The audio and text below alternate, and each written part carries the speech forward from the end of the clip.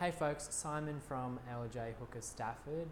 We often get asked at appraisals by prospective sellers whether they should renovate their existing home or sell and buy new.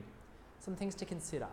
For example, if you are staying where you are, you don't have to deal with the costs of a real estate transaction, such as paying your selling agent or paying stamp duty to the government.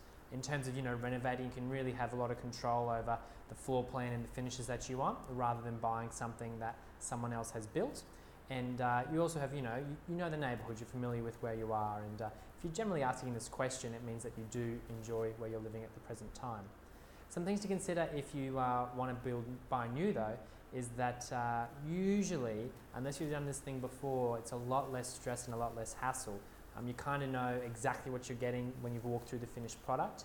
And with a lot of these old houses and doing renovations, they can be Pandora's boxes. You don't really know what you could expect when you do the renovation, whereas with a new build it's all done, dusted and there. You also don't have to think about a double move, like maybe if you're renovating you might have to move out, rent and then move back in. So there are a few things I wanted to discuss, and I hope that answers any questions you have. Thanks for listening.